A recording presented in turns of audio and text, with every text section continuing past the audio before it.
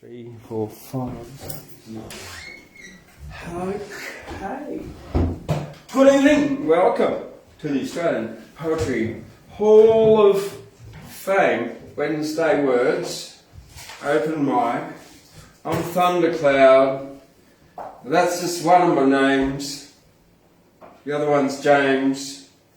It's not Mary at all. At all, no. I'm a bit weak when that happens. What am I here for? Oh, poetry.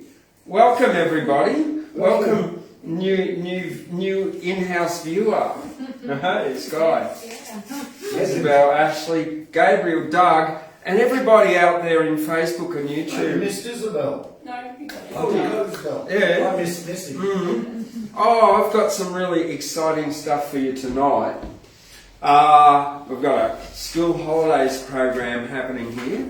I've got a printout of the ebook of the winner of this year's Nimbin Performance Poetry World Cup. Now you can see that on YouTube if you look it up, Nimbin Performance Poetry World Cup, and you can see the winner, who was Boy Renaissance. And this is their book, and and they've sent me this book, and I printed it out today, and I'm going to be reading out Act 1. It's called Author and Melody, Boy Renaissance, Two Women Fall in Love, Wind is on their side, Time is not. And Boy Renaissance said they'd send me a copy when they get it printed. Yeah. So I'm really excited to be reading out of that Act 1 because it's absolutely fabulous. Boy Renaissance has won all kinds of stuff. Actually, I'll read you about the author information about Boy Renaissance. But before I do that, what else have I got for you tonight? Well, last night, Chillin' Tuesdays was very cut short. It was about 20 minutes, if that, because my phone ran out of battery, and even though it was plugged in, it wasn't turned on the wall. But so I only got through that bit. Alan Lake's My Photos of Sicily. So you will be able to catch that online on Facebook, and I'll put it back up on YouTube soon. And then other really exciting thing. Okay, so in 2018 I published these two books, Love in Nimbin and Lust in Nimbin. This is my 2017 poetry anthology from what I wrote while I was there in that place, in Nimbin. And it was based on the whole idea of, okay, so what's the opposite of fear and loathing in Las Vegas? The opposite of fear, love, loathing, lust. Yeah, so yeah, love. There was lots of love in Nimbin, there was lots of lust in Nimbin too. Yeah, real lot, but you know, they're not unique. So there was only a certain number of these ever published, and they all sold out. So these are the last two books of these. But if you go on the line, like the second edition, which has got much less mistakes in it because I proofread it much better, and but there's probably still more in there. Love in Nimbin and Lust in Nimbin, and I've got like 10 copies here at the Australian Poetry Hall of Fame for sale for $20 each. And that was what's really exciting in my life today. That happened, like the postman walked in with them. So, woohoo! Yeah, but you can get them off Amazon anyway. But if you get them off me, I can sign them. Which do you recommend, the love one or the last one? Well, I don't know, really. No, I like the love, actually. No. Well, it's sort of the lusty one's a lot kind of political. It's more, political. Hard-hitting. Not political, though. No. Yeah, anyway. They're different, yeah. Thank you for your ambiguity. But anyway, later on. Thank you. Right, so what else? That's it. Okay, so back to Boy Renaissance.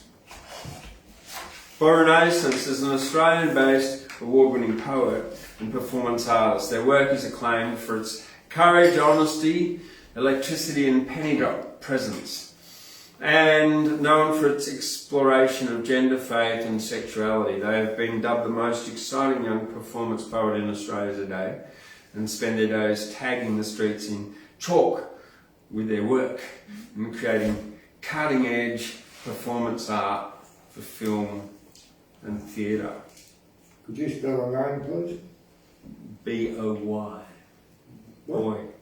How do you spell that? Like, not opposite the girl, boy. Yeah. Boy, B-O-Y. Renaissance, R-E-N. What Renaissance? Renaissance. Thank you. R-E-N-A-I-S-S-A-N-C-E. Wow. And at the back here, a note from the author.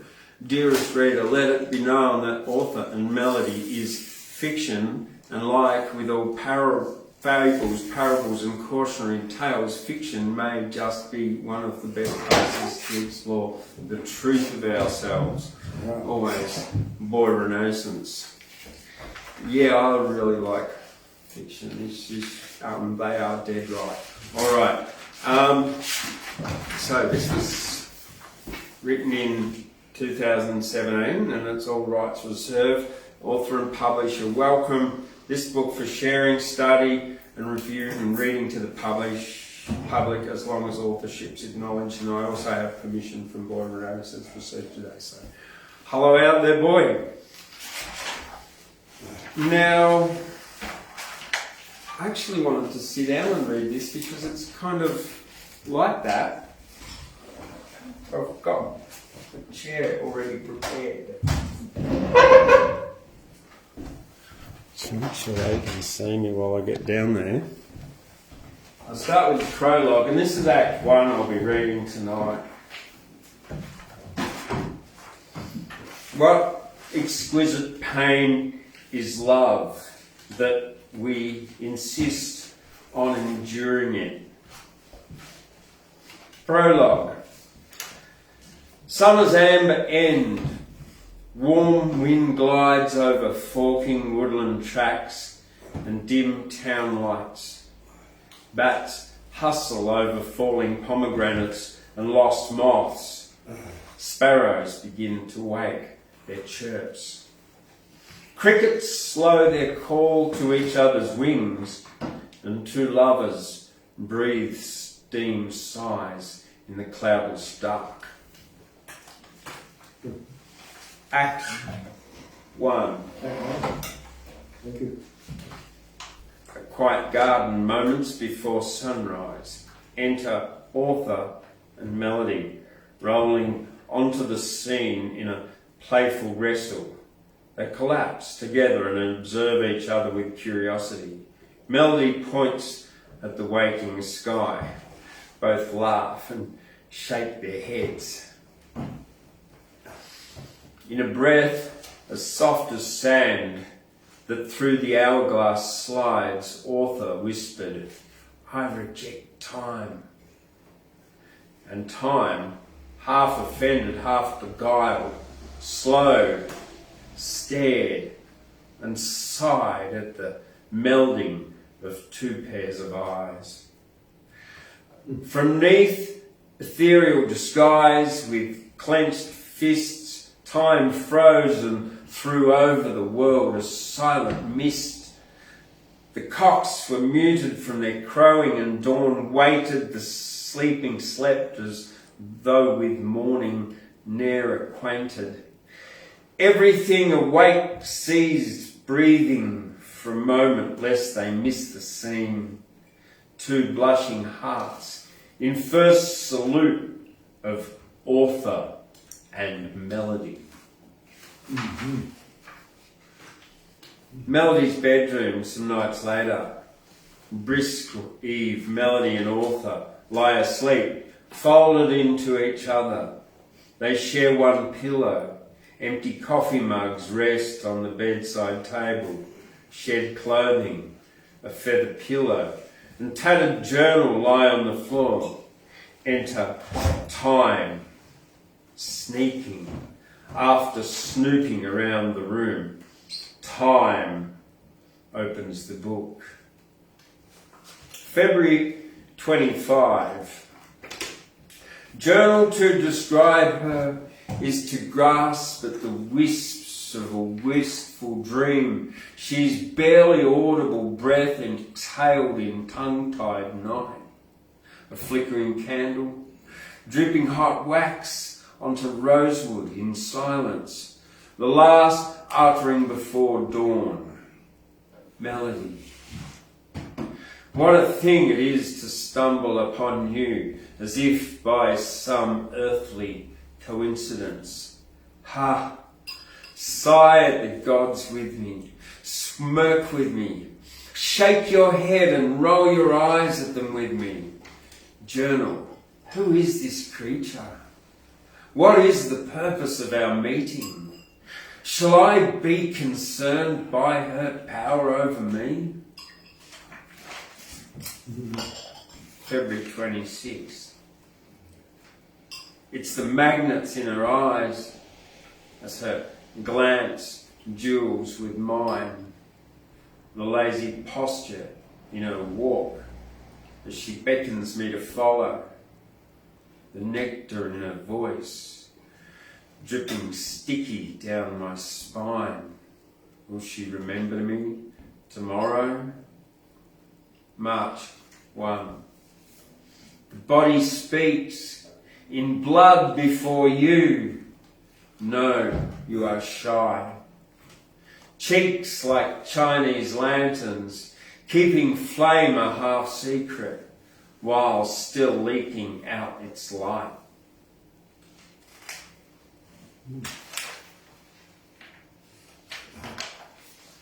March 3. Razor touch, slices surface, clean of courtesy in a hush. Chilly lips, burning tongue, wetting hands, pulses run, shutting eyes, an inhibition, open stung, imagination. There's that sweet someone, nerves and genes undone. March 7. Find time for me to sway in the dusty breeze of thirsting, so that I can linger in the crave, building up overcast in a waiting. Let me bask in my drought before the clouds crack and burst before drenching. Make me wait. March 9. Lips tween gritted teeth, windows fogged, opaque, friction of jeans, weak at the knees, pray for no escape.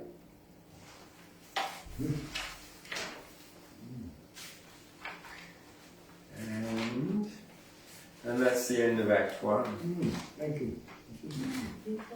How old is this guy? So the Boy Renaissance is two women fall in love, wind is on their side. No, I mean the writer. Yeah, I'm not sure how old What would you guess? they are. Like early 30s or something? I would guess like around my age. No, when I, at first, younger, but then when I watched online, I'm guessing 30s. Yeah. But I'm not sure, honestly. Is that Act 1 in one of those books? Really, I should have found that one out, eh? Yeah. Well, this is all. The Limber books is Act 1 in one of them. The last or the last one? No, this here, this is all in here. This is This is the current. This is Boy Renaissance. Yeah. Okay. Right, and Boy Renaissance Okay. was the human Yeah. with pronouns they and their. I think, as far as I'm aware. Thank you. And this Author and Melody is the book, and it's Boy Renaissance, and the subtitle is Two women fall in love. Wind is on their side. Time is not. Mm-hmm. Thank you.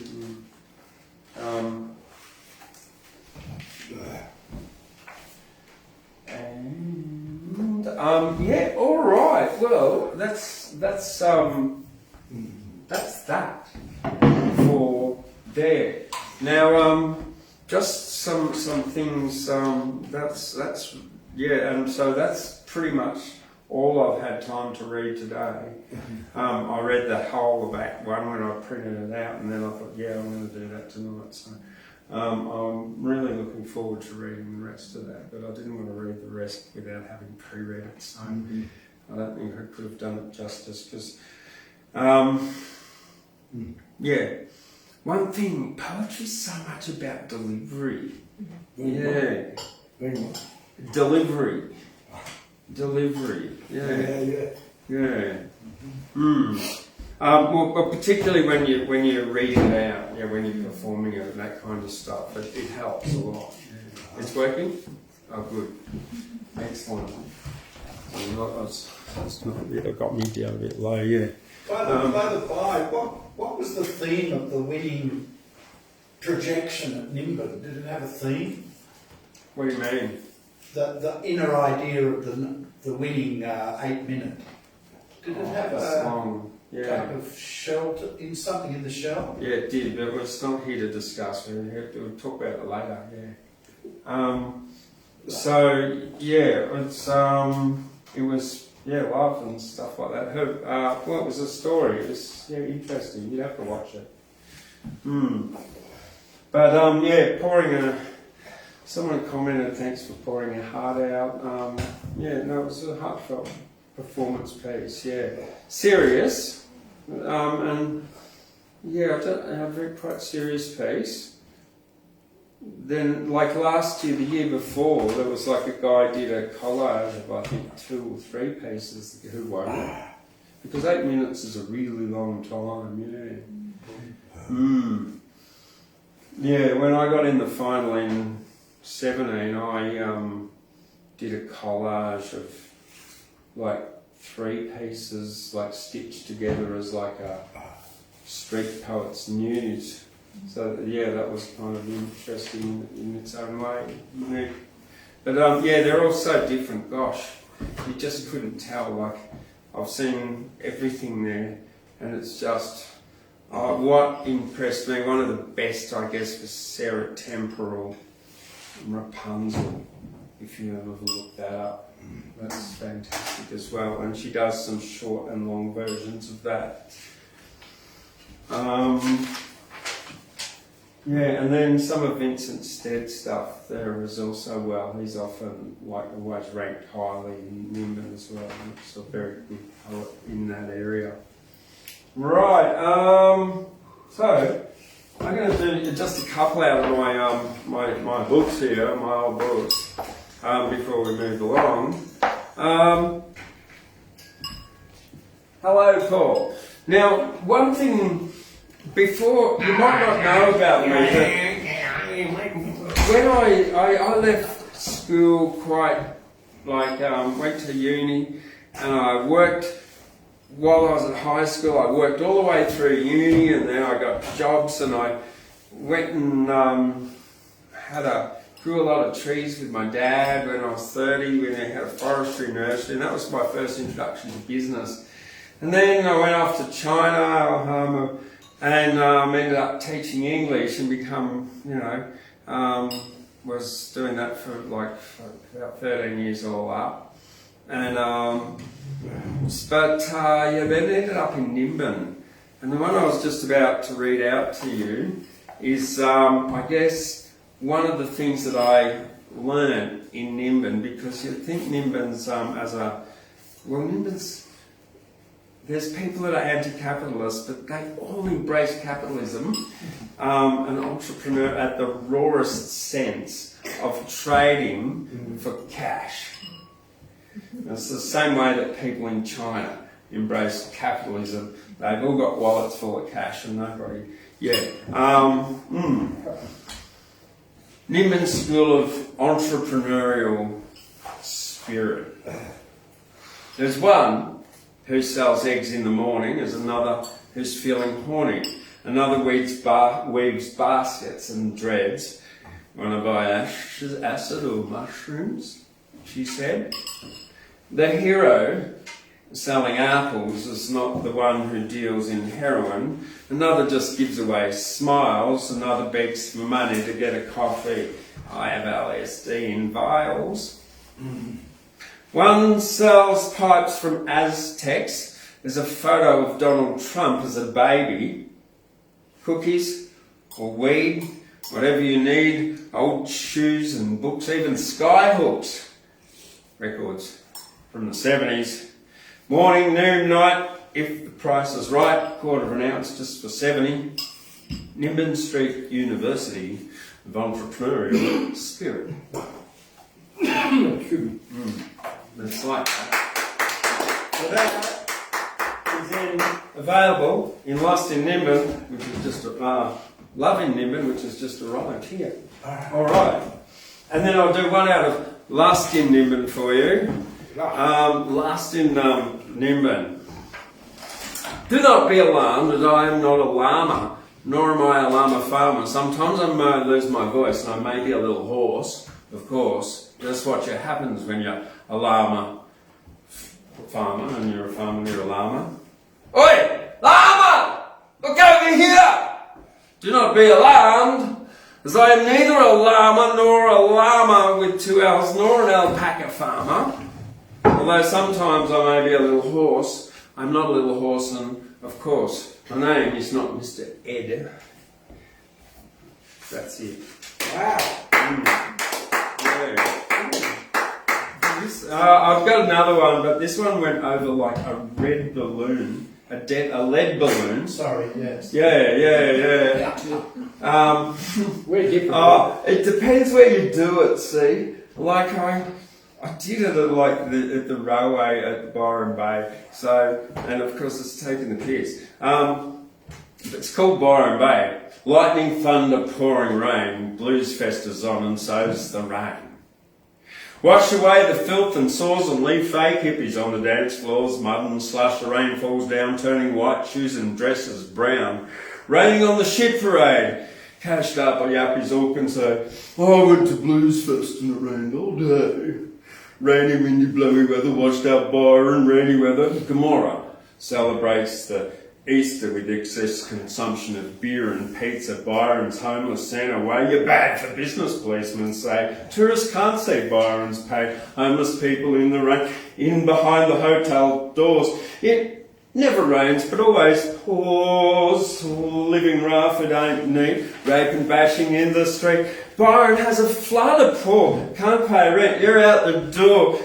In the street in the pouring rain, tourists all blind to the pain. Oh, look, darling, it's a real dreadlock hippie. No, you don't see those much in the city, do you? Byron Bay, what to say? Lovely to meet you, girls. Have a nice day. Look at that whale. That's a nice hat. Does this dress make my ass look fat? Wash off the sand. That lady's cool. Holiday time, nobody at school. Fish and the chips, kiss on the lips, walk on the street with ice cream. The locals all know it, but they'll never blow it. Byron's a drug smuggler's dream. The cockadoos fly with seagulls in sky. Snotty kids tantrum and scream. Lifeguard on the beach. The price out of reach for all but the pasty skin cream.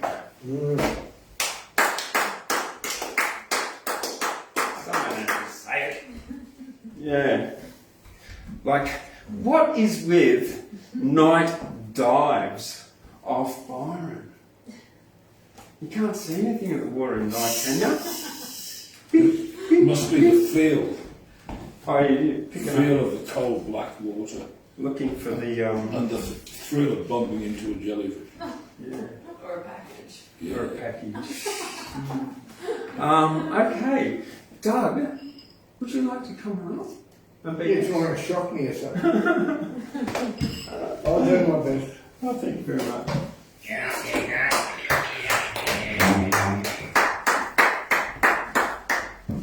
Isn't there something spiritual about that? Yes.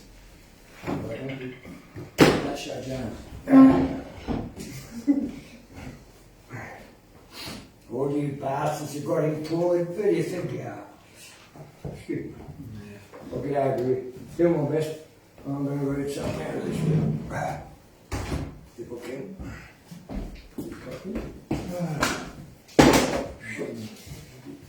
Okay. Oh, he's buggered off again. Well, leave it on the plate. That's for later. Okay. Now I've got to be Henry Lawson to read it. Hopefully it'll be appropriate.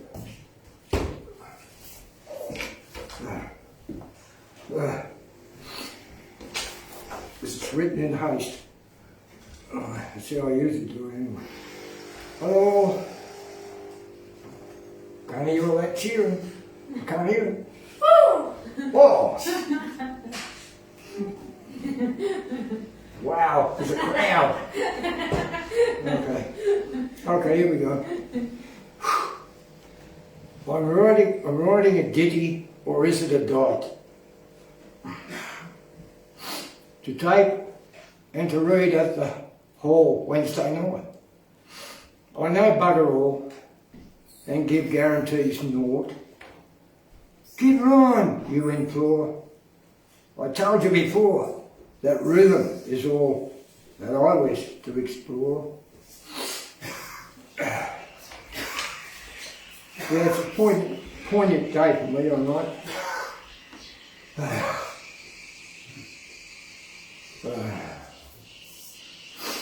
Ronnie's is dying tonight. His son called me brief.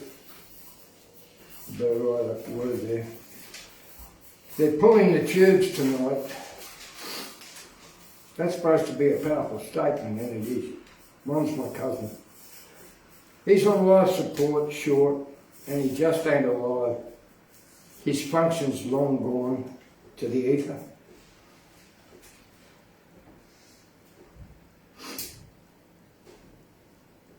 The support that's sent through the pipes will be halted. His mind will turn off. No more body so strong. The sugarcane life, tropo rain that we shared. Hey Ronald, you attended our wedding. A drunken affair. I wasn't there. This is your phone ringing, but there's no hurry or rush. If it's really important, they'll leave a message and you'll get back to them later. So there's no hurry or rush. This is your phone ringing and there's no hurry or rush. You can get back to them later. Weird stuff going on, mate. Now, though you smiled and you clapped and you carried our torch, but really you are, of this line or clan, the last of. You are, of this line or clan, I bid you love, farewell till we meet. Meet up again in those fields of much gold and forgiveness. Forgive me, cousin Ron, as I've helped to forgive me. Your memory's rich, I will carry. You'll see. Yeah, they're turning up his life support tonight. He's in hospital up the Gold Coast. Thank you.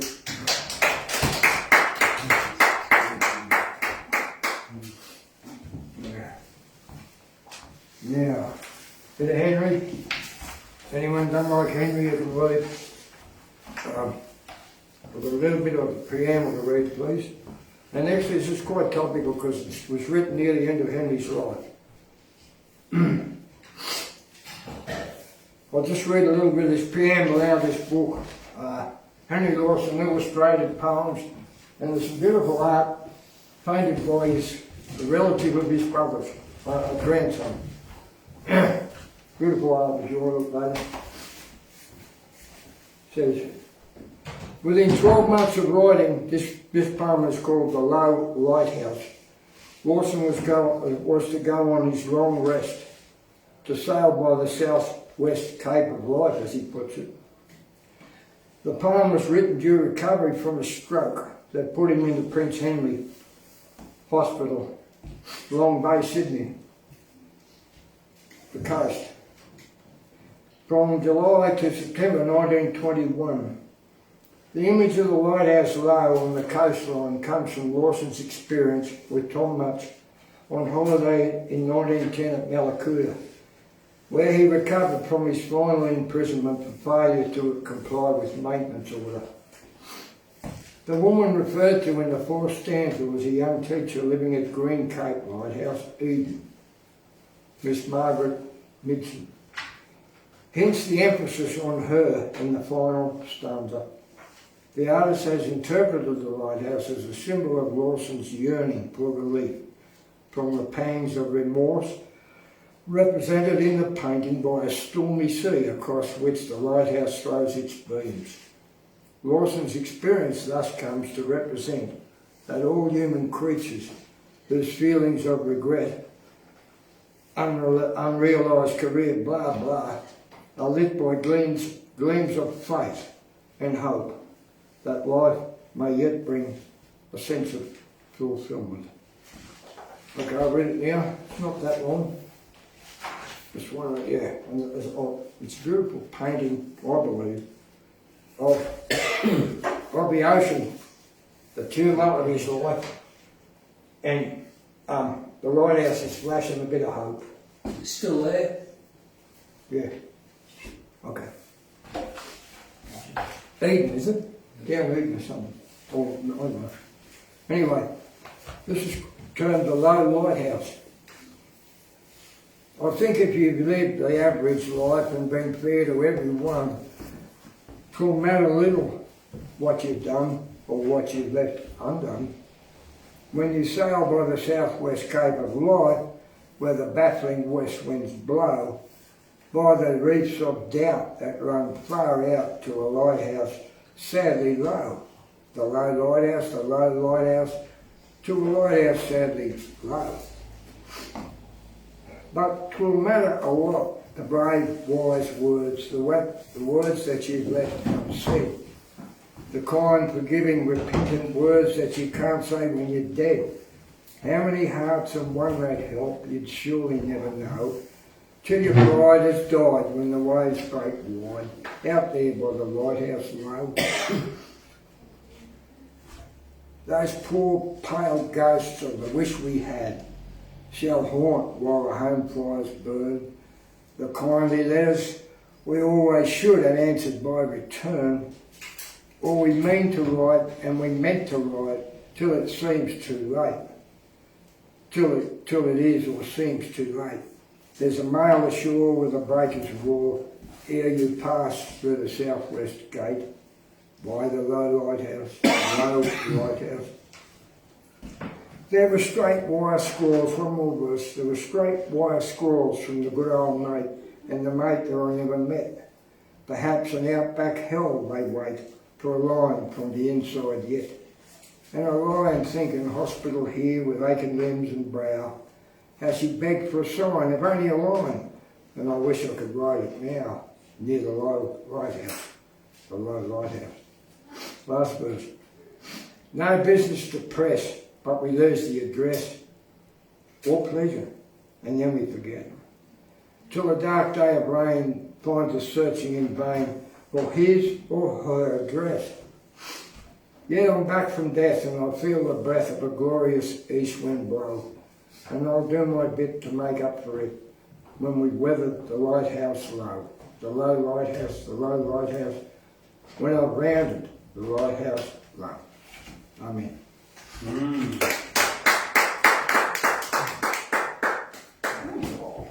Okay. Thanks very much, Doug. Thank you. I'll get that poem off your latest because I want to learn it too. I like that one, that Henry Lawson. I want to learn it. Thank you. I want to learn it. Here's a little quote for you that this week. Tears are teachers. Laughter can heal. Both release stuck emotions improve how you feel. That's all. Tears a teacher. Laughter can heal both. Release stuck emotions, improve how you feel. All right. Thank you. Yeah. And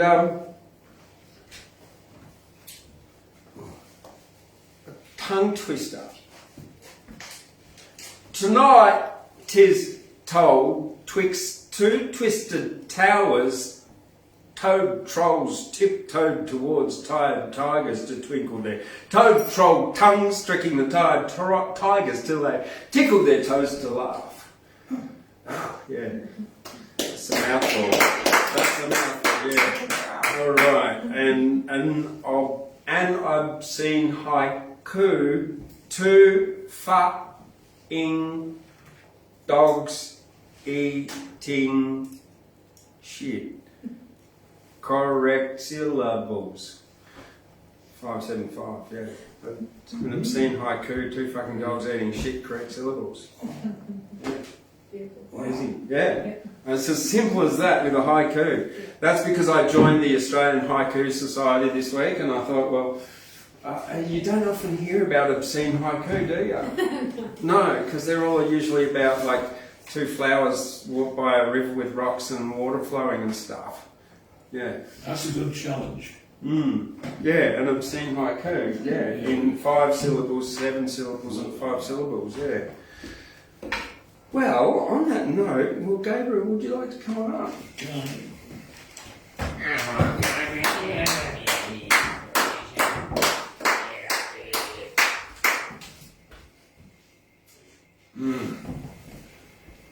Welcome back. Thank you.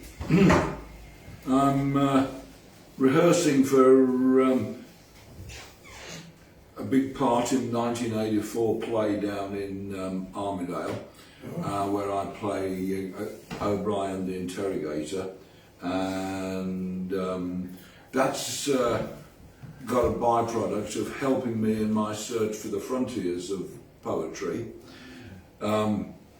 Those of you who are regulars may remember that I went to Poland and I went to the concentration camps. I bought a big fat English translation of Auschwitz poems, and I could only find 2 or 3 in the 450 odd pages that really evoked the horror and the chill, as opposed to being a bit solipsistic about she was my mother and I loved her and all that personal stuff that was kind of a diversion.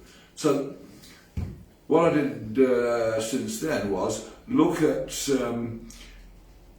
recorded history and and trying to find other things that couldn't have been anyway, as bad as Auschwitz, but were nevertheless traumatic.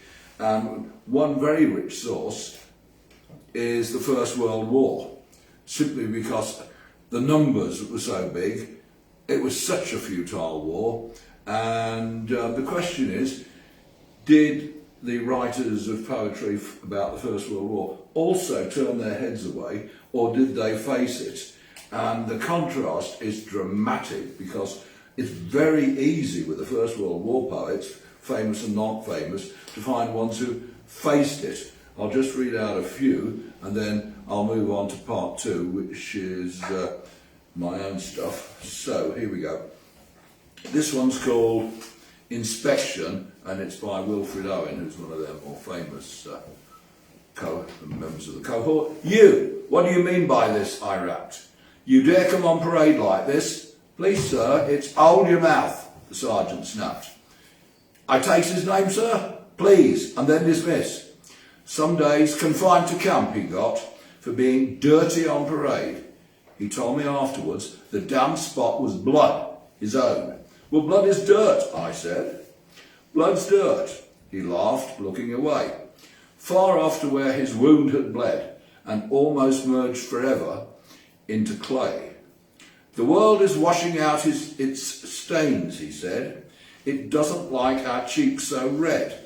Young blood's its great objection, but when we're duly whitewashed being dead, the race will bear Field Marshal God's inspection. That's rather nice, that. and a few more short ones. This is a very short one. This is called Common Reform by Winifred Letts. The next two after that are also by her. Common Reform. If any question why we died, tell them because our fathers lied. And you probably heard that one, but didn't realise that it was actually written by somebody. Next one. A dead statesman. I could not dig, I dared not rob. Therefore I lied to please the mob. Now all my lies are proved untrue, and I must face the men I slew. What tale shall serve me here among my angry undefrauded young? Nice. Yeah. And one more, and I'll do some more some other time. There was a man, this is called the deserter, don't mind his name, whom fear had dogged by night and day. He could not face the German guns, so he turned and ran away. Just that. He turned and ran away. But who can judge him, you or I? God makes a man of flesh and blood who yearns to live and not to die.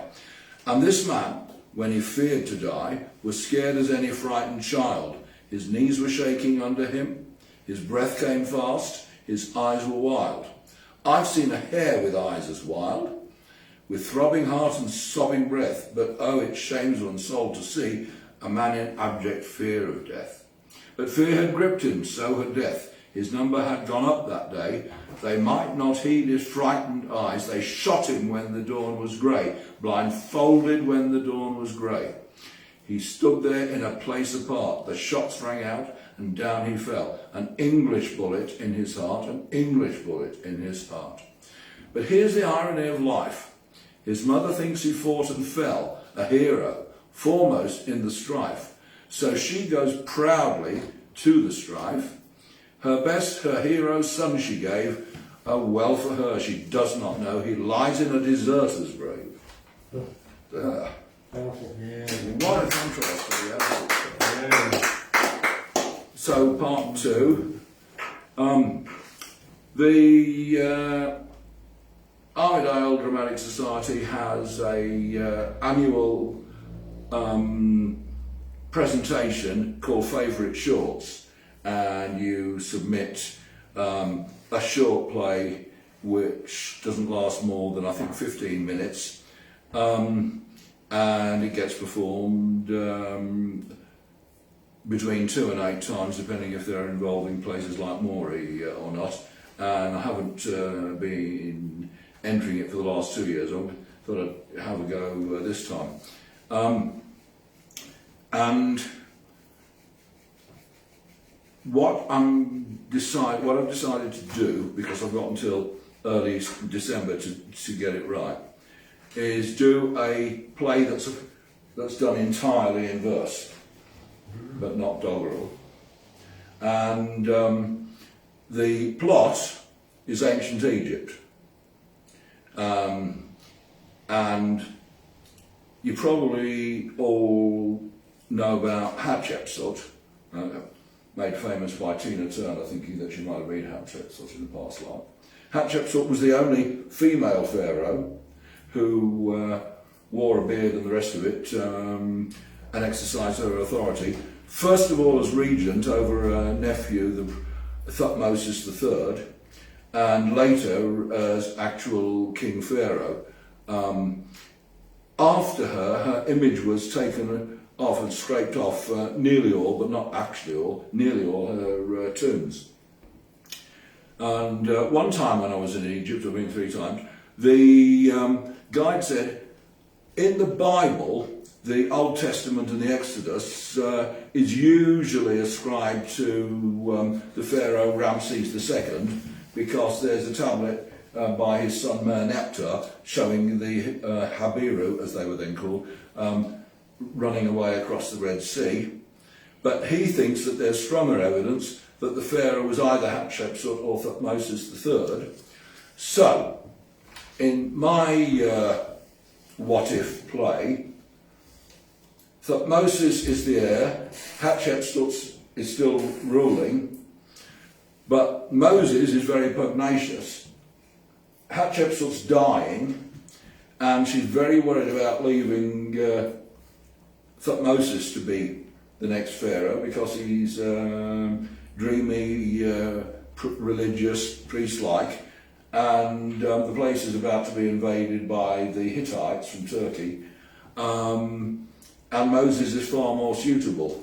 So, borrowing from The Prince and the Pauper, the plot here is, what if, unknown to anybody else or to history, they swapped? So, who we think of as Moses was actually Thutmose, and who we think of as Thutmose, insofar as we do think of anybody, was actually Moses. So, I'll read out just a very small number of the ones I've already got well underway in this play, and then I'll do some more later. This one is Moses, who was wandering around minding his own business, and he was summoned to the court. In other words, it's right at the beginning. I was wandering through the desert dunes, minding my own affair, when 6 soldiers sprang upon me, unaware. One said, "Are you Prince Moses?" And I said, "Yes, sure." He said, "You're the man I've been looking for. Come with us, you must come with us." They got their hands on my mouth. I couldn't shout or make a fuss. They took me to the palace with a bag over my head, dragged me there in silence, not a single word was said. Why does it have to be like that? I can't begin to guess. I would have run here willingly if I thought you, talking to Hatshepsut, Aunt Shep, was in distress. So, Aunt Shep, dear Aunt Shep, I haven't done anything wrong, so I must be being framed. And then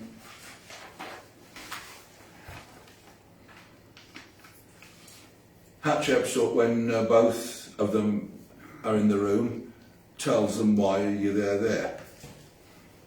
There's a peril we face, hated Hittite Hyksos race. My successor must stop their invasion. Like Sesostris of old, smote the Nubians for gold, Egypt must rise to the occasion. Yes, I can't be sorrier, but we, after me, must reign a mighty warrior. And then 3 out of 4.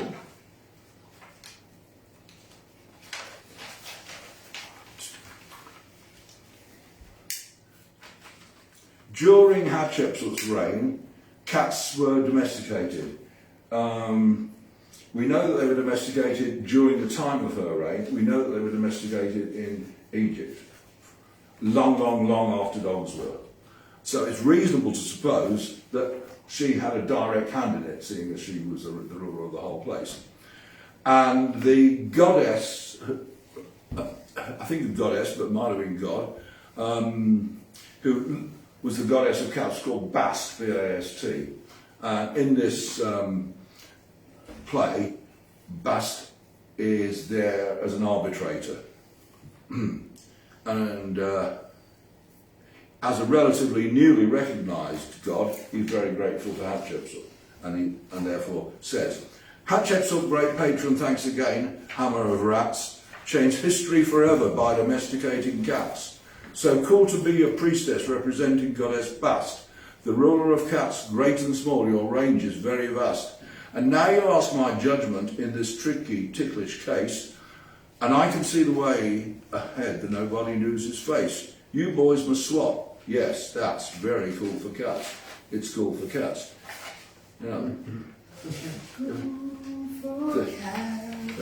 Yeah, you would have gathered that I'm basing these on songs that most people will have long forgotten or never knew. And I don't have to do all the copyright stuff, because what's copyrighted are the lyrics, and I've changed all of them. And it's not supposed to be sung anyway, so manoeuvre that. And then lastly for today that is, the 2 boys have agreed, or at least agreed to consider swapping. Moses said, if I am Egypt's general, our kingdom will be great. If I am Egypt's general, hairless Hittites meet their fate. I was born Habiru. I say, so what of that? Now I'm more Egyptian than a Karnak temple cat. Yes, I'm Moses. My guarantee is victory. Yes, I'm Moses. Amun ordains my destiny. And that'll do for tonight. And I'll bring back more sort of positive in October.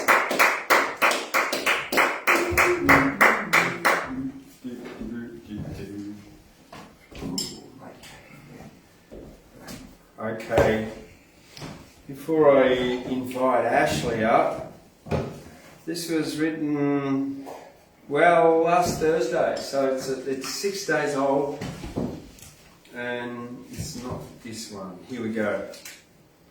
Poet once just tried to describe the beauty of the entire earth. Poet, every day. Poet wrote poetry of lush green mountains filled with cottonwool mist, valleys filled with raging fires and puffy clouds, great walls and tiny fleas, rocks, pebbles, stones, crystals and jewels, the flight of a raven, the murder of crows, pyramids, Pythagoras and pixies, brumbies and ponies running through the snow.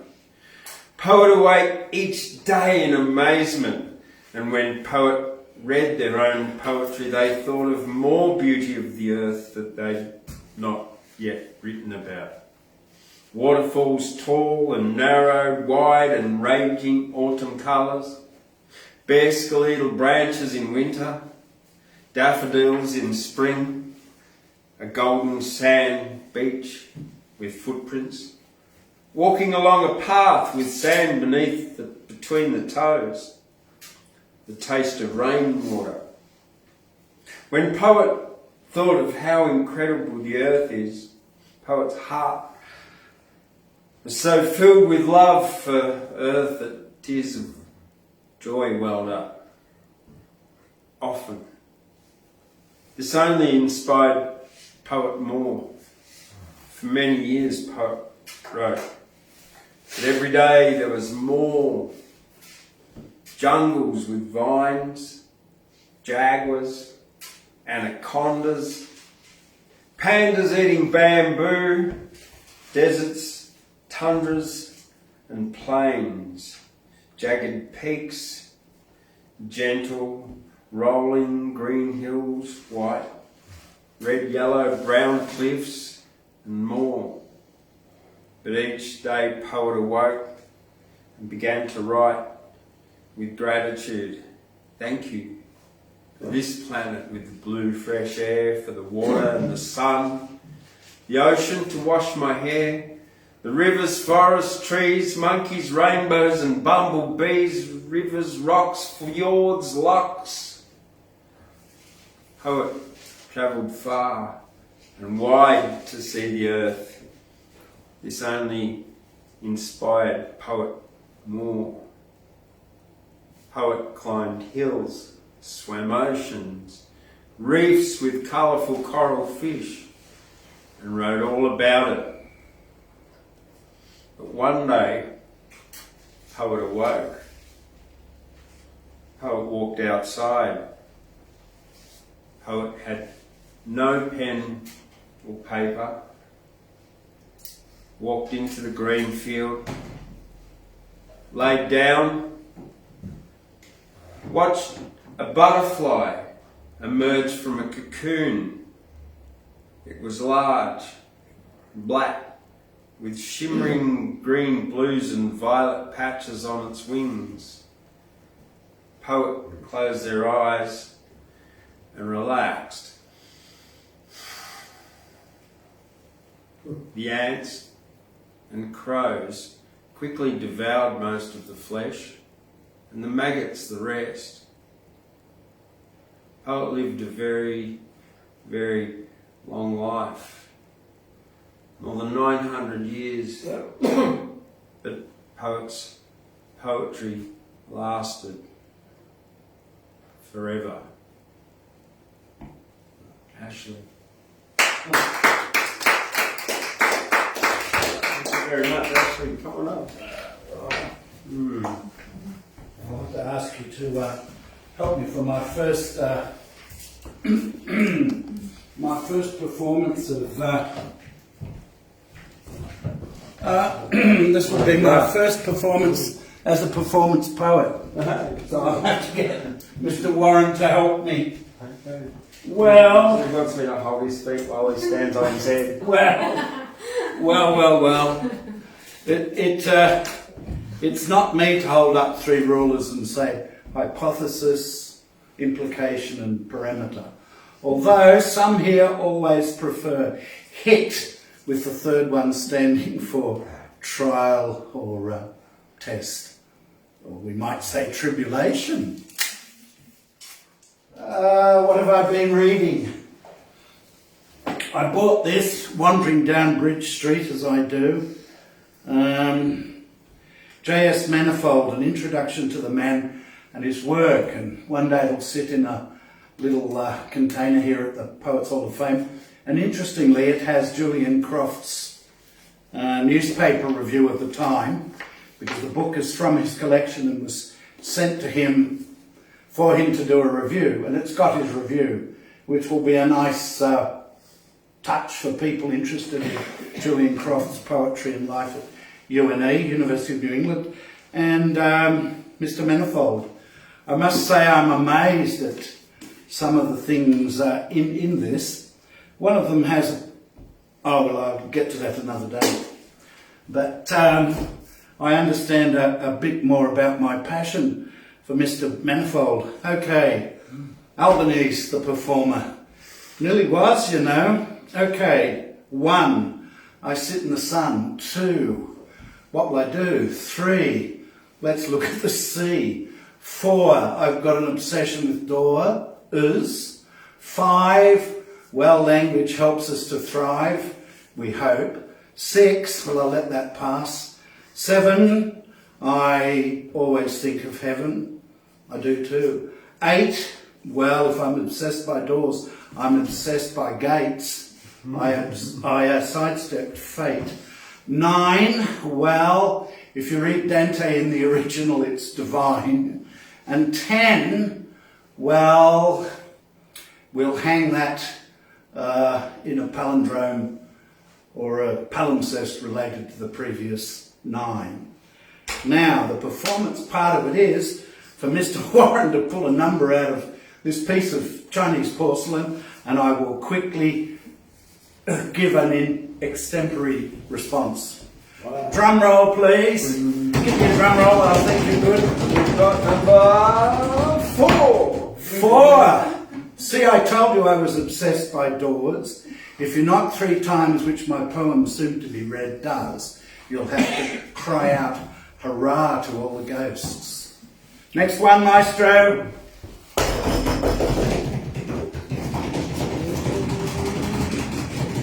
2. 2. Too true when one looks at people being arrested in the middle of Berlin for writing Z on their kneecaps. Roll the drums. 3. Well, I don't know if I did a good job with this, but when I was a kid I used to sit up a tree and think about what silence might be. We got 8. 8. What is our fate? To be and not to be, all in one space of the bow, even if we don't pull back. 1. 1. Well, I am done. Thanks. Okay. I sat at the table, and images of the march from the slow march from Westminster Abbey down to Pall Mall and down to the Duke of Wellington's Arch came to me. Anyone who has a sense of history, and I feel really, it's hard for me even to read this. because, like many people, I have many connections to this poem, strangely enough. I realised as I wrote it and reread it. And I did give it a title, Majesty. I saw the lion's paws drape the coffin, saw her hands sign still the proclamations, exaltations, like lion's claws, dragged by the blue and white navy boys along, down the tree-lined parading spectacle, disgust, and I put disgust in brackets, down the tree-lined parading spectacle, disgust.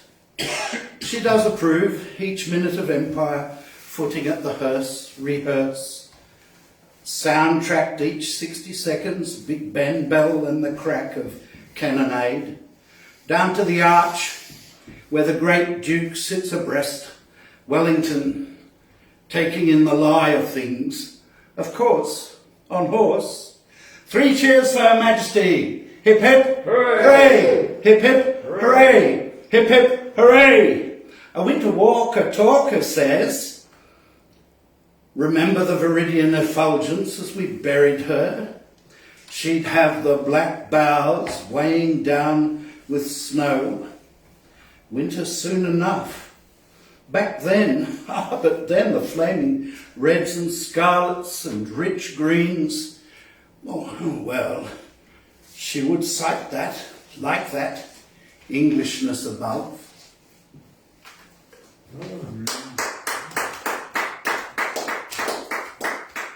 My dad was going once to shake the hands of the king, and he said, I won't weigh on the English exchequer, just send me the salute in a box. So he sat shivering in the winter of a Surrey Hills 45 or 46, suffering from malaria, going to the post box to get his little box. So, London, London, let us lament with William Blake, who now has to watch blood sighing and flowing down cement. Poor William. Now, something of a lighter note. Let us not be too elgaic. Our song. This is sung for my sister, who I hope rallies from her present travail and used to regularly have Thursday or Wednesday night dinners with Dorothy Hewitt in the Women's College at Griffith Uni many years ago. In Midland, where the trains go by, and I thought, well, this is a song. In Midland still the trains go by, black smoke thunders on the sky. Still in the grass the lovers lie, and cheek on cheek and sigh on sigh. They dream and weep as you and I, in Midland where the trains go by. Across the bridge, across the town, the workers hurry up and down. Pub still stands, the publican is still a gross corrupted man, and bottles clinking in the park make symphonies of the summer dark. Across the bridge, war stars go down, how two ghosts meet across the town. Who dared so much must surely creep between young lovers' lips asleep. Who dared so much must surely live in train smoke off the Midland Bridge. In Midland, in the railway yards, they shuffle time like packs of cards, and kings and queens and jacks go down, but we come up to Midland town. Oh, factory girls in cotton slips, and men with grease across your lips, let kings and queens and jacks go down, but we'll still kiss in Midland town. An oath, a whisper and a laugh will make our better epitaph. We'll share a noggin in the park and whistle songs against the dark. There is no death that we can die in Midland where the trains go by. In Midland still the trains go by, black smoke thunders on the sky.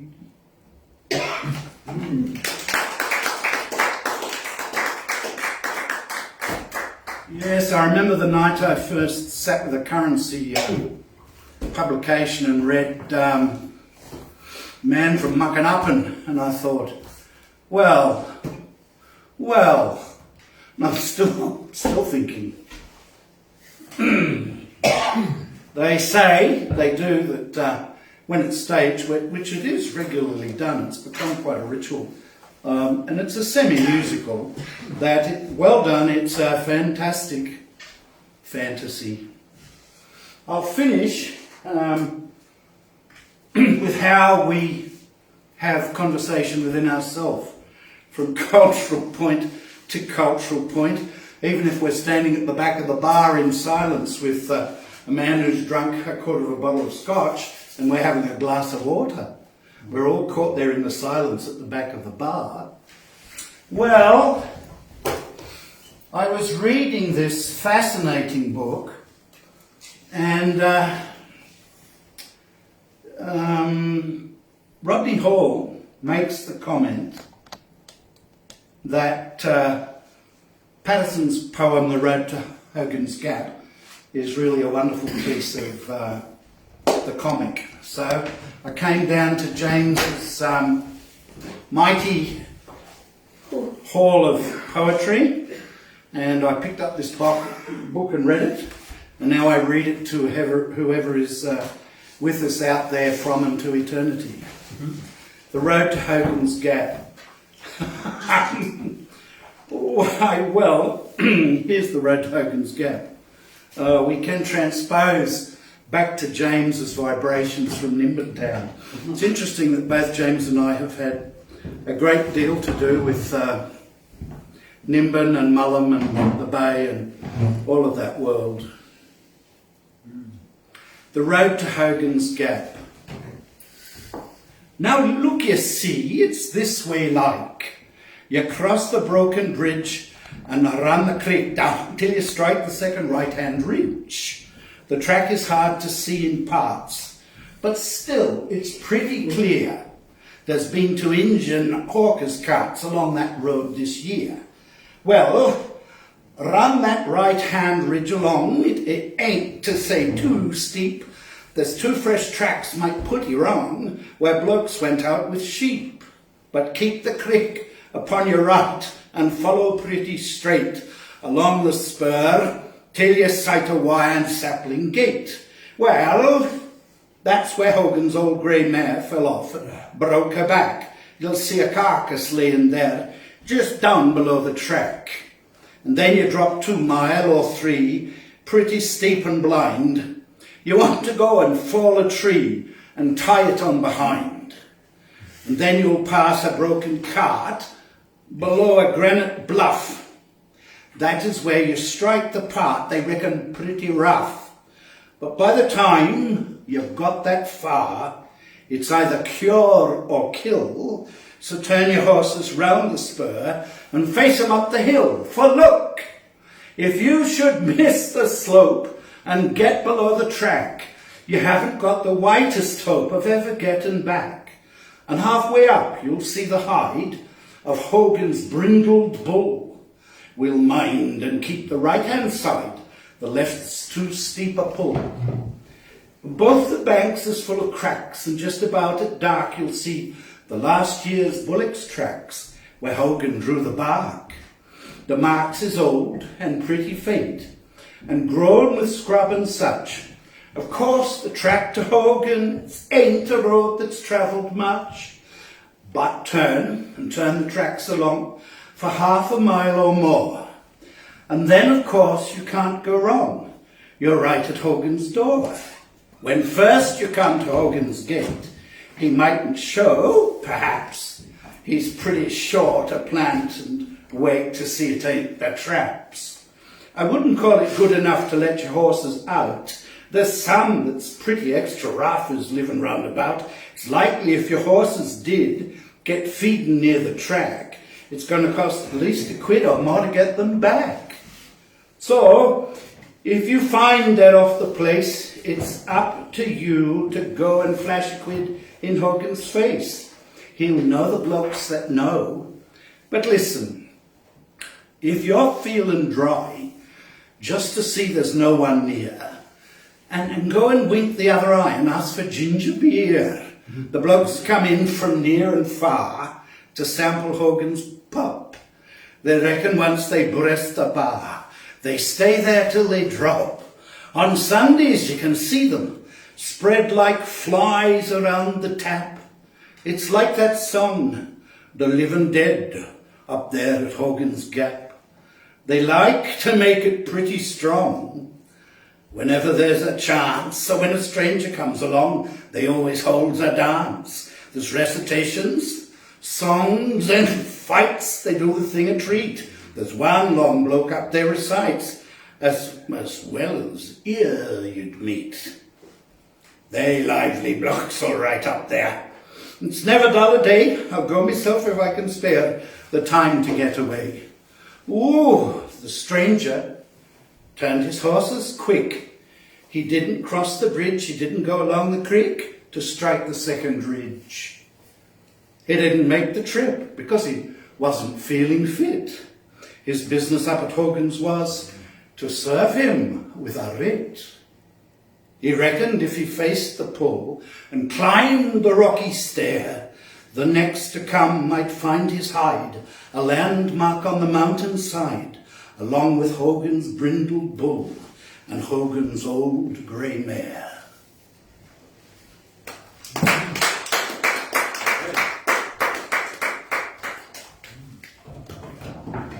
Well, that's certainly relevant to James and me and our lives in the bush around Nimbin. Now, that's a purple wombat.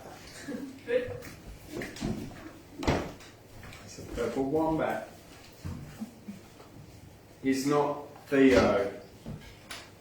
Theo's another poem I wrote about that purple wombat.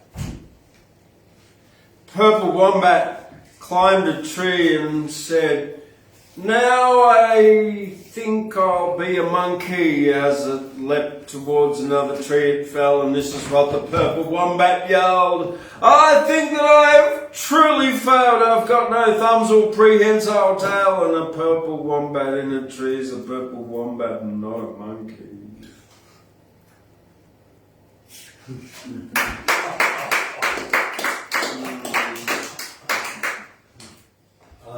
That's very droll. Yeah, it is. So, this morning, last night, I don't know when I wrote this, very recently, thunderclouds rising on the horizon, a chorus of voices can't drown the thunder, repairing previous drought-parched lands, filling rivulets, streams, creeks and rivers. The platypus roars. I still don't know why I put that there, but I did. And it's just there, the platypus roars. Silt-infused water, a carver-like brew. See the lightning network flashing and the thunder rolls over all our heads. Rivers rising, spilling, flooding, filling. Pantu, the cod, moves from under its log. Upstream, far upstream, is the watershed. Top of the range, a lagoon. First droplets fell on my face, intersecting rings on the surface. Yabbies burrowed in the mud, smile on the inside.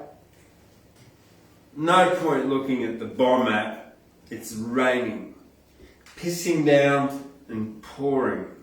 No dust left now, it's mud. Here we go again, after drought, a flood. Black cockatoos in a noisy flock. Winds whip, yowl, wail, bring hail, howl, rumble, boom, crack, grumbling, humbling, Father Thundercloud seeds earth. So Mother Earth brings rebirth to platypus, pantu, yabbies, black cockatoo, me, and you,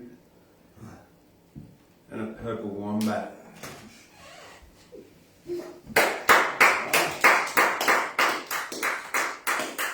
Yeah, I thought I'd better read the purple wombat one first before I did that, so I sort of put it in context. Yeah.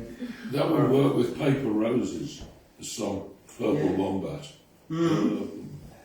Yeah, absolutely. Yeah. All right, here we have the the fabulous, the amazing, all the way from the north side of Gyra. Wow. Yeah, I know. Paul Wood, come on up.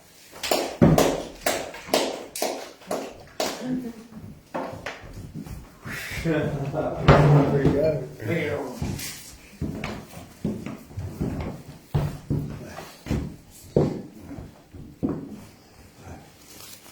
Stop bottling me up, James. Okay. Now this fella went to a doctor about his weight, and the doctor said, "Don't eat anything fatty." And this fella said, "Like chips and donuts," and the doctor said, "Don't eat anything fatty." Now this fella bought an alcoholic ginger beer, and the alcoholic wasn't happy. This fella got $10 on the Dalai Lama because he's a Tibetan man. Now James, this fella can count all his chainsaw actions on a finger of one hand. This fella went to see Disney on Ice, but it was just an old fella in a freezer. Now, James, you're getting a bit close there. Piss off. A lady asked this fella for sex, but he had to disappoint her. They had sex. Now give this fella a great big hand, come on!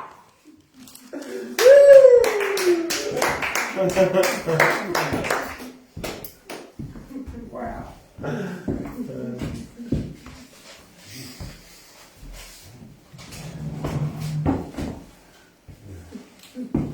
James, that's your work. Yeah. Stop cribbing action, James. Give me some room. Can't breathe. Okay. I thought I had a cue tonight. Fuck you. Yeah. Now. Okay. Now tonight, I'm not going to bore the minions, the masses. This is your phone ringing, but there's no hurry or rush. If it's really important, they'll leave. That's James's phone message if anyone hasn't yet heard. It sort of tops every act that comes here. We love you, James. We do. Keep that cards and letters coming. I'm not going to bore the masses with long drawn out explanation about opera, classic films, Sopranos, great arias. Never bored me. No. Someone said, well, let's put it this way, as I said, actually definitely a very literate person, unlike 99% of the drop kicks in this joint. Not this joint, but this town.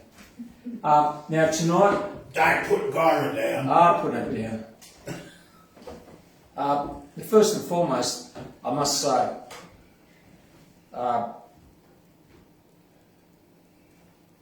a word about Her Majesty Queen Elizabeth II.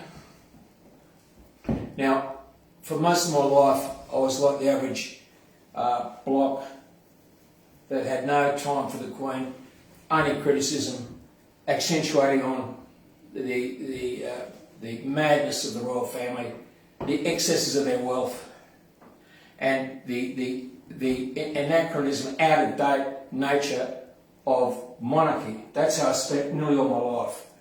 But I had a massive change of thought. I'm one of the only few people I know that have fully changed my mind. And in the process, I realised that there's a higher imagination to royalty, to monarchy, and it's shall we say, our spiritual past. There's a spirituality to it, and I think that the great outpouring of emotion with the death of Her Majesty is a tiny fragment of wake-up call across society that I've had profoundly. And I call myself a knight in Her Majesty's service. I told this to James, he poo-barred me, but I'll say it to the world. The nobility of the Queen is very important for everybody. Not only as a sort of a spiritual apparition to us, but also to guarantee our title, to guarantee our laws, to guarantee the ancient things that brought us to this place that we are. It's an ancient order. So I just mention that. I don't mourn the Queen because my dedication and liege unto her for a good part of my life is much more important. She lives forever. And a dopey corkhead with big ears that's now become the Regent King of England. I hope he becomes a great monarch like Her Majesty, and maybe he will. Maybe he'll be a great king. We do need a great king in the world, and maybe he can do that. We don't know because there's a mystical process of crowning a monarch, and maybe at that point something happens that we don't understand. I hope it's that way, and I hope that King Charles is a great leader. That's my sincere and honest hope. And God save the Queen. I joined people at a late stage of my life that said God save the Queen and meant it both ways. For most of my life, I would have deplored those two words. Now, I'm going to mention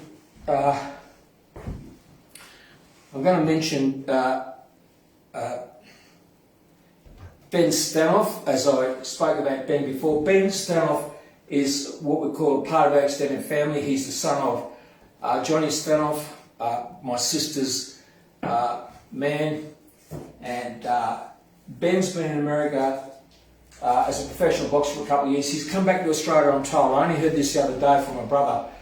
And Ben's going to be fighting in Australia.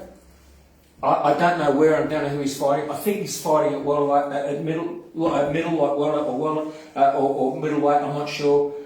And I'm just giving a call out to Ben. And if I don't see Ben, I want to send this message across the wires. And I wanted to sort of talk about a few things that we talked about in Golden Gloves for Ben's sake. Not that he wouldn't know this, but I just want to say this to Ben. And if he gets one fragment or one atom of value out of it, then it's been a good night for me.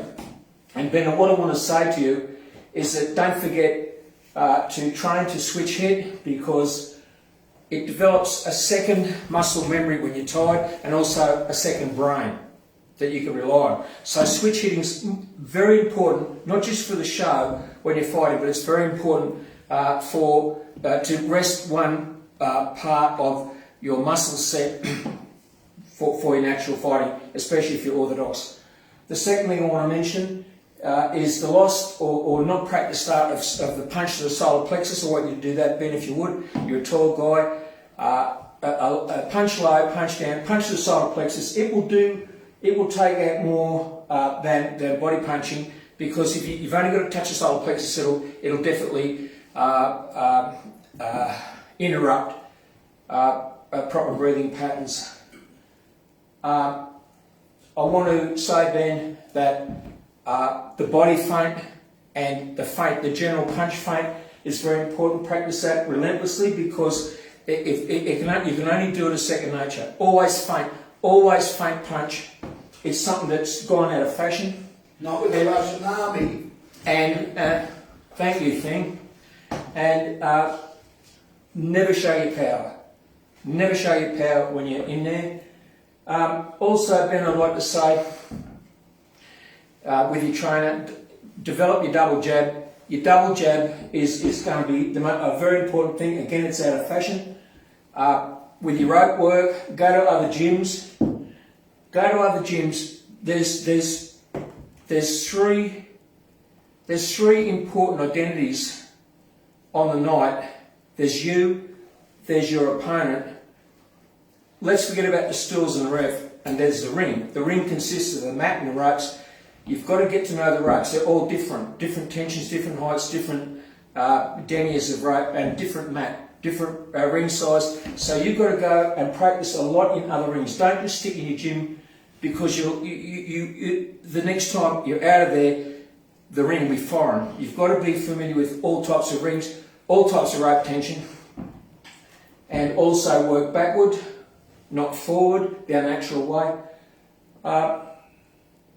Also, with your rope work, lean back, absorb punches to the arms, and that will give you the opportunity to do smack work and inner lace work on the eyes.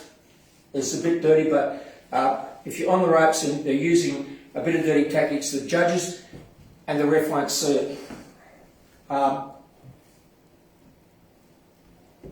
When you're training, don't overwork your hands. Don't overwork your hands. Your hands, they say that the first thing to go on a fighter is the legs. Sorry, I missed. What are we talking? No, I'm sending a message, thanks, Jones. Oh, okay. Not that you. Is this No, you know all this. No, you know all this. Poetry. This Can we is move it along? well, there's all types of poetry, as you once said. Yeah. Okay, including. Oh, well, I was just wondering, like, where's the context? That's all right, James. You're forgiven. No, you're just cutting me short. As usual. No, I'm just going to keep going. The ballet of boxing. So, they say that the first thing to go with the fight is your legs, but it's your hands. So don't overwork your hands. Don't overwork your hands when you're training, Ben, that's all. Now, I just want to also just say, on the matter. You're on the matter. Now look, I won't say this because James is cutting me short again. I think I'm so petrified by James's personal attack upon me. It's made me nervous and shy. Now I can't sing. You want a tissue? But I will say this, Ben. If I can talk to you, we'll discuss a few other things. But what are you calling? This is the. Give me a phone call. I can't afford a phone. I don't know how to use one. Well, I'll just turn this off because it's boring. I enjoy it. Okay. Yeah. Well, there you go. I can feel the blows raining down. No, he's rare, isn't he? He's lovely, isn't he? Oh, no. Yeah, that's all right. No. It's give it That's to one him. point of view. What do you reckon, Professor? That was all right, wasn't it? Yeah, you should, but you could have given it a twist and said this is a new kind of poetry, a way of Well, James not advising buying that. somebody who's already a champion. No, James not buying it. Okay, let's lighten it up. Let's lighten it up with a song. Yeah, let's lock it up, brother. Okay. I don't think James deserves a song. I've eaten with the room, James. Oh, look, it's pointless pissing against the wind or yelling in a tree. What's the song?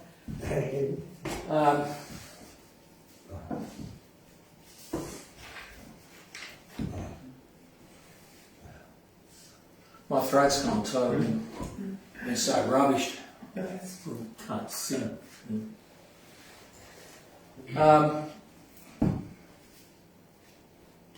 Okay, this one's a Hank Williams song that everybody knows. I It's called Lost Highway. Now, I've sung it before, badly, and I'll sing it again.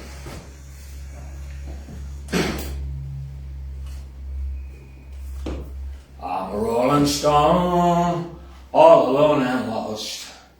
O'er a life of sin, I have paid the cost.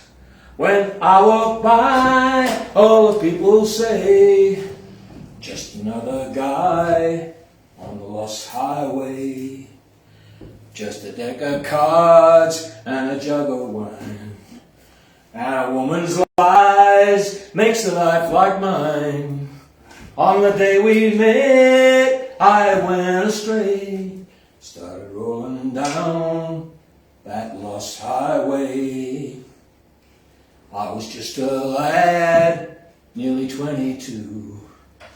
Neither good nor bad, just a kid like you. And now I'm lost, too late to pray. Gonna take a ride on a lost highway. Now boys, don't start to a rambling round, or the shortest sin, or you're trouble bound. Take my advice, or you went the day you started rolling down that lost highway. You started rolling down that lost highway. Good job. Thank you. Okay. Done? Yeah, He's good. yeah, take it. Thank you, Jamie.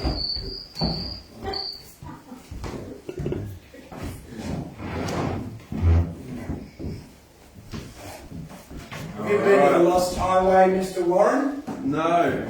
Where's the Lost Highway?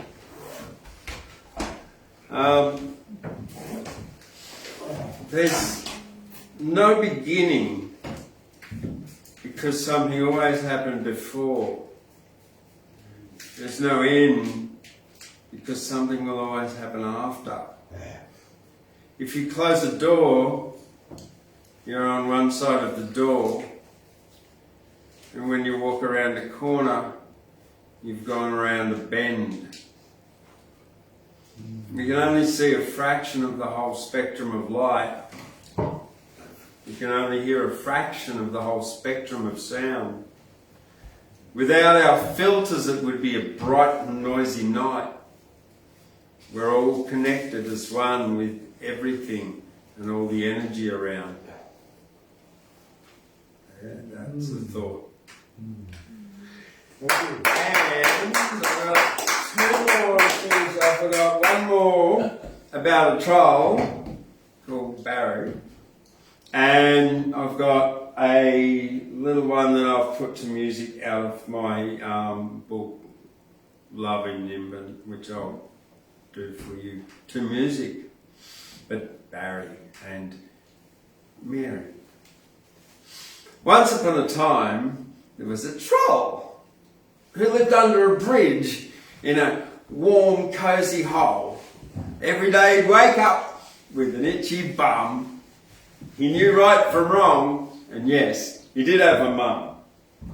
This troll's name was Barry Uriel Martin. He had a love for baked beans, which resulted in farting. He'd fart all day and all of the night, bottled up the gas for cooking, heating and light. The initials of his name spelt out but just remember, he did have a mum. Barry the troll was looking for a troll to wed, and along came Mary Troll, who smelled like something dead. He popped out his hole and said, "You smell nice. You want to come in for tea? There's baked beans and rice." Mary Troll replied, "I'd love to come in. You smell like farts and I a compost bin." Mary sniffed Barry, then Barry sniffed Mary's bum. They were sniffing each other when in walked Barry's mum. Brilliant, okay. Sounds like that, yeah. Just remember, he did have a mum. Yeah.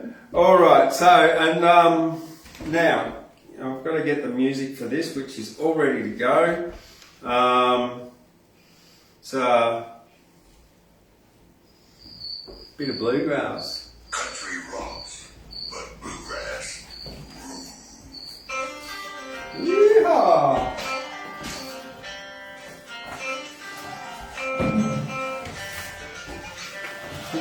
Must be this one. Oh, thanks. Oh, no, it'll be right. It's not mine.